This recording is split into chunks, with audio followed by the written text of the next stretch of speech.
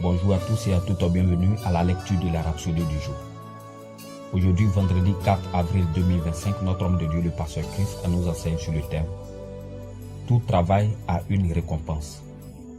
Et il tire son thème de Proverbes chapitre 14, le verset 23 qui dit « En tout travail, il y a quelques profits, mais les vains discours de tout cas disette. » Dans le premier paragraphe, notre homme de Dieu commence en disant le premier verset établit un contraste frappant entre le fait de travailler dur, d'être diligent et le fait de parler en vain ou d'être paresseux.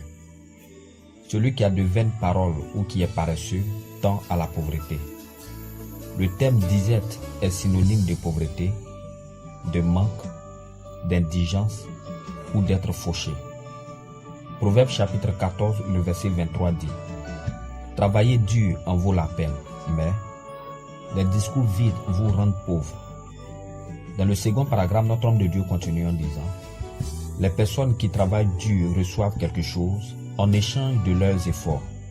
Leur travail produit des résultats. Mais il y a ceux qui bavardent sans fin, qui critiquent tout.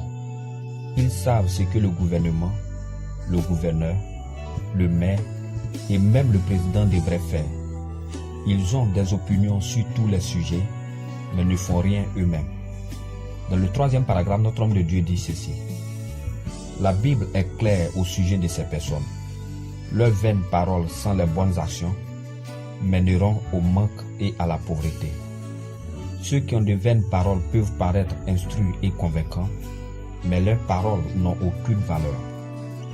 Il n'est donc pas étonnant que la parole insiste sur l'importance de la diligence et mette en garde contre l'oisiveté. Proverbe chapitre 10, le verset 4 à 5 dit celui qui agit d'une main lâche s'appauvrit, mais la main des diligents enrichit. Celui qui amasse pendant l'été est un fils prudent. Celui qui dort pendant la moisson est un fils qui fait honte. Dans le quatrième paragraphe, notre homme de Dieu poursuit toujours en disant Proverbe chapitre 12, le verset 24 établit en outre une distinction entre le diligent et le paresseux. Il dit la main des diligents dominera, mais la main lâche sera tributaire. Dans l'avant-dernier paragraphe, l'homme de Dieu dit cependant le plan de Dieu pour vous va bien au-delà du simple fait de travailler dur pour éviter la pauvreté. Il s'agit plutôt pour vous de prospérer dans tous les domaines de votre vie. Il exprime clairement dans 3 Jean chapitre 1, le verset 2. Il dit bien-aimé, je souhaite que tu prospères à tous égards et sois en bonne santé comme prospère l'état de ton âme.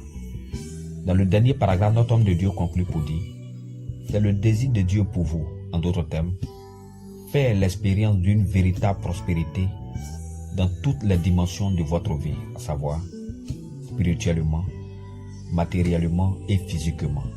Par conséquent, choisissez d'être productif.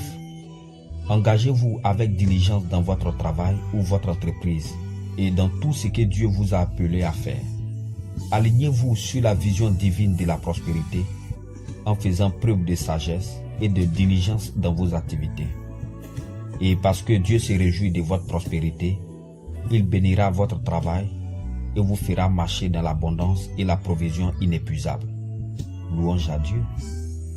Pour une étude approfondie, vous pouvez lire Proverbes chapitre 10, le verset 4 à 5, 1 Corinthiens chapitre 15, le verset 58, et Psaume chapitre 1, le verset 1 à 3. Alors sans plus tarder, nous allons ensemble prendre la prière. Veuillez répéter après moi s'il vous plaît. Cher Père, merci pour la sagesse de ta parole qui me guide sur le chemin de la productivité et de la prospérité. En tant qu'intendant diligent et productif, mes œuvres sont bénies et je prospère dans tous les domaines de ma vie, tout comme mon âme. Je jouis d'une prospérité et d'une abondance sans fin. Au nom du Seigneur Jésus. Amen. Merci d'avoir suivi la Rhapsodie aujourd'hui. À demain et que Dieu vous bénisse.